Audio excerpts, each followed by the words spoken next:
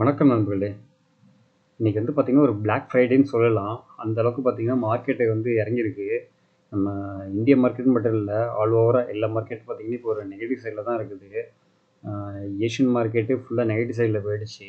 அதுமாரி பார்த்தீங்கன்னா, யூரோப்பியன் மார்க்கெட்டும் நெகட்டிவ்ல தான் போயிட்டுருக்கு. நேத்திக்கு பார்த்தீங்கன்னா, யுஎஸ் மார்க்கெட்டு கிட்டத்தட்ட ஒரு 5% நியர்பை 5% ரொம்ப டவுன் சைட்ல போயிடுச்சு. அதோட இம்பேக்ட் பார்த்தீங்கன்னா, இன்னைக்கு நம்ம இந்திய மார்க்கெட்டோட இதில நல்லாவே காமிச்சிடுச்சு. எல்லாம் காரணம் என்னன்னு பார்த்தீங்கன்னா, இந்த டேரிஃபோட இஷ்யூ தான். இந்த டேரிஃபோட இதனால நம்ம மார்க்கெட் இறங்குறதுல அவங்களுக்கே கொஞ்சம் ரிஃப்ளெக்ட் ஆயிடுச்சு. என்ன காரணம்னு பார்த்தீங்கன்னா, இப்போ இதோட டேரிஃப் போடும்போது அதோட ப்ரைஸ் எல்லாமே ஹைக் ஆகும். அது யார்ட்ட வரும்னு பார்த்தீங்கன்னா, அவங்கள்ட்ட யுஎஸ்ல உள்ள ஆளுங்களுக்கு தான் வரப்போகுது. ஸோ, அதனால என்ன பார்த்தீங்கன்னா, இது ஒரு பயம் எல்லாருமே பார்த்தீங்கன்னா, அதிகமா சேலிங் ப்ரெஷர் தான் அதிகமா போயிடுச்சு. நேத்து நல்லாவே வச்சு செஞ்சுட்டாங்க யுஎஸ் மார்க்கெட்ட. இப்போ அதேமாரி பார்த்தீங்கன்னா, இன்னைக்கு அங்க ஐடி ஸ்டாக்ஸு, டெக் ஸ்டாக்ஸ் மத்த டெக் ஸ்டாக்ஸ் எல்லாமே இறங்கும்போது ஆட்டோமேட்டிக்கா இங்க சேலிங் ப்ரெஷர் வந்துரும். ஆட்டோமேட்டிக்கா இங்கேயும் டவுன்ல போயிடுச்சு. ஸோ, அதனால தான் பார்த்தீங்கன்னா, நம்ம இந்தியா மார்க்கெட் இறங்கியிருக்கு. இதுல இன்னொரு பியூட்டினா, இன்னைக்கு ஐடி அந்த அளவுக்கு இறங்கவே இல்ல. ஒரு ஃப்ளாட்டா க்ளோஸ் ஆயிடுச்சு. ஆனா நிஃப்டி 50 பாருங்க, கிட்டத்தட்ட ஒரு 345 பாயிண்ட் நெகட்டிவ் சைட்ல க்ளோஸ் ஆயிருக்கு. சென்செக்ஸ் பார்த்தீங்கன்னா, ஒரு 930 பாயிண்ட் நெகட்டிவ்ல க்ளோஸ் ஆயிருக்கு. நிஃப்டி பேங்க் பார்த்தீங்கன்னா, ஒரு ஆஃப்டர்நூன் வரைக்கும் நல்ல ஒரு பாசிட்டிவ்ல இருந்தது. ஒரு 40 பாயிண்ட், 50 பாயிண்ட் பாசிட்டிவ் சைட்ல இருந்தது. அதுக்கப்புறம் பார்த்தீங்கன்னா, அதுலயும் சேலிங் ப்ரெஷர் வந்துருச்சு. கிட்டத்தட்ட ஒரு 94 பாயிண்ட் நெகட்டிவ்ல க்ளோஸ் ஆயிருக்கு. ஃபார்மா, ஆட்டோ, மெட்டல், எனர்ஜி சொல்லி எல்லாமே நெகட்டிவ் சைடு தான். எஃப்எம்சிஜி மட்டும் கொஞ்சம் ஒரு பாசிட்டிவ்ல க்ளோஸ் ஆயிருக்கு. ஒரு 23 பாயிண்ட் பாசிட்டிவ்ல க்ளோஸ் ஆயிருக்கு. மிட் கேப், ஸ்மால் கேப்லாம் பார்த்தீங்கன்னா, கிட்டத்தட்ட ஒரு 3% வரைக்கும் நெகட்டிவ் சைடில் தான் போயிருக்கு. சேலிங் ப்ரெஷர் அதிகமாக இருக்குது மிட் கேப்பில். அதனால பார்த்தீங்கன்னா, நம்மளோட போர்ட்ஃபோலியோ மோஸ்ட்லி பார்த்தீங்கன்னா ரெட்டில் தான் இருக்கும். இது காரணம் என்னென்னு பார்த்தீங்கன்னா, நம்மளோட போர்ட்ஃபோலியோவில் அதிகமாக mid cap stock, small cap ஸ்டாக்ஸ்லாம் அதிகமாக இருந்துச்சுனாலே நம்மளோட போர்ட்ஃபோலியோ பார்த்தீங்கன்னா மோஸ்ட்லி பார்த்தீங்கன்னா நெகட்டிவ் சைடில் தான் இருக்கும். ஸோ அதனால தான் என்ன சொல்கிறேன்னா, மோஸ்ட்லி லார்ஜ் கேப் ஸ்டாக்ஸை நம்ம செலக்ட் பண்ணுங்க. அது நல்ல வேல்யூஷன் அண்டர் வேல்யூஷன் வரும்போது அதை அப்படியே பை பண்ணி வச்சிட்டிங்கன்னா ஃப்யூச்சரில் கண்டிப்பாக ஏறும். ரிட்டர்ன்ஸ் உங்களுக்கு கம்மியாக தான் கொடுக்குற மாதிரி இருக்கும். பட் நீங்கள் எந்த அளவுக்கு சீப்பாக வாங்குறீங்களோ அந்த அளவுக்கு உங்களுக்கு பெனிஃபிட்டு. வாட் எவர் நீங்கள் சப்போஸ் நீங்கள் 300 வாங்கியிருந்தாலும் சரி, அது 200 போனாலும் இல்லை 150 போனாலும் கண்டினியூஸாக அக்கமுலேட் பண்ணிகிட்டே இருந்தீங்கன்னா அது என்னென்னா உங்களுக்கு லோவர் சீப்பர் ப்ரைஸில் வந்துடும். ஸோ சீப்பர் ப்ரைஸில் இருக்கும்போது கரெக்டாக நீங்கள் அக்கமுலேட் பண்ணி வச்சுருப்பீங்க. அதுலேருந்து பவுன்ஸ் பேக் ஆகி ஏறும்போது உங்களுக்கு பார்த்தீங்கன்னா ஆல்மோஸ்ட் 40 to 50% எபோவ் உங்களுக்கு கண்டிப்பாக ப்ராஃபிட் கிடைக்க சான்சஸ் இருக்குது. Maybe possible to 100% also. So அந்த அளவுக்கு நீங்கள் அக்முலேட் பண்ணுறதுக்கு தயாராக இருக்கணும். ஒரே டைமில் எல்லா இன்வெஸ்ட்மெண்ட்டுமே ஒரே டைமில் பண்ணிடாதீங்க. கொஞ்சம் கொஞ்சமாக ஸ்லோ பை ஸ்லோவாக வாங்கிக்கிட்டே இருங்க.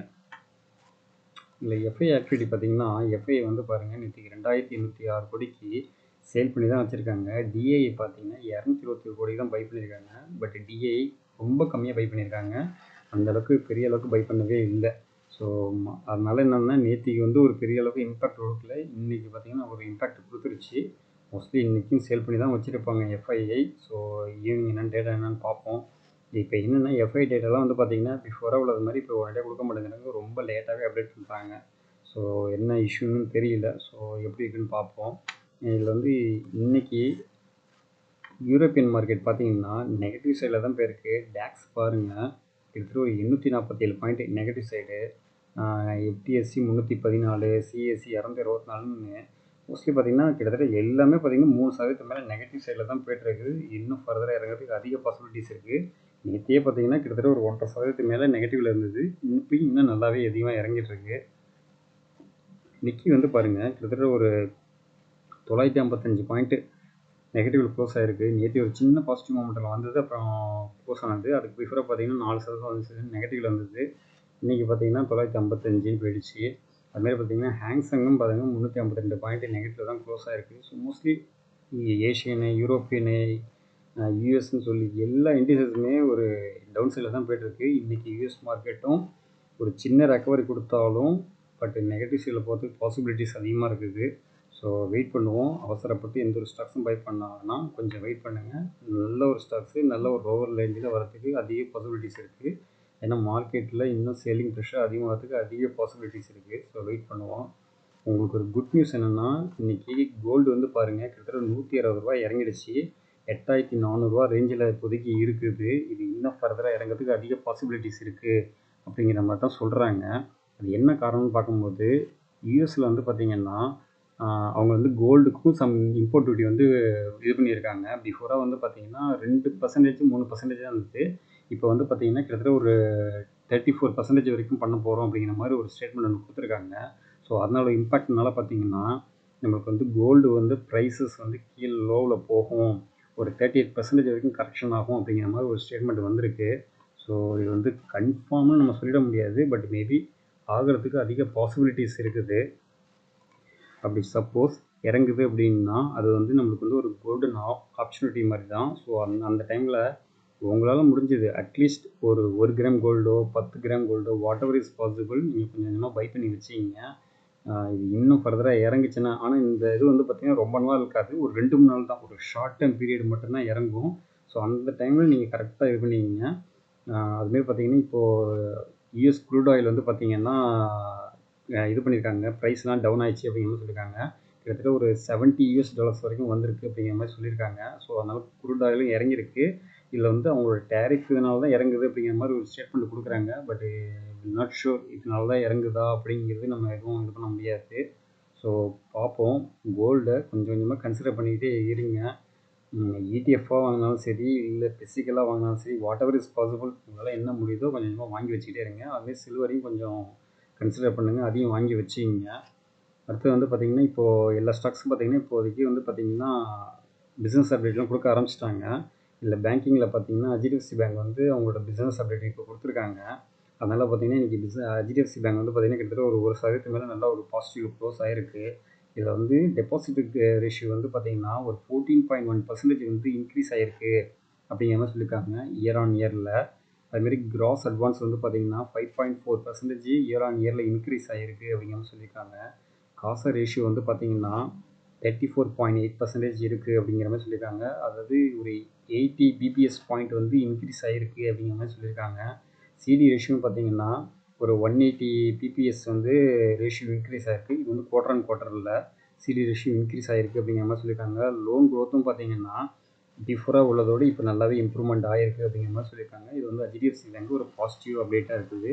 அடுத்தது வந்து பஜாஜ் ஃபினான்ஸ் வந்து பார்த்திங்கன்னா அவங்களோட எய்ம் வந்து 26% வரைக்கும் இயர் ஆன் இயரில் இன்க்ரீஸ் ஆகிருக்கு அப்படிங்கிற மாதிரி சொல்லியிருக்காங்க.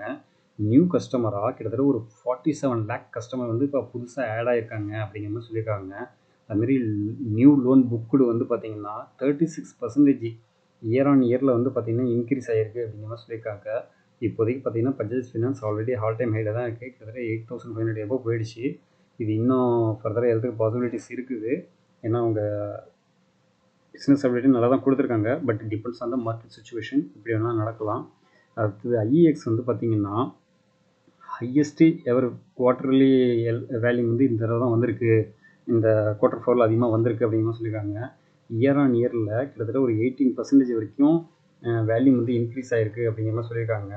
இந்த மார்ச் மந்தில் மட்டும் பார்த்திங்கன்னா 29% வந்து வேல்யூ வந்து இன்க்ரீஸ் ஆகிருக்கு அப்படிங்கிற சொல்லியிருக்காங்க. ஏன்னா அந்தளவுக்கு பவர் டிமாண்ட் இப்போ அதிகம் ஆரம்பிச்சிருச்சு.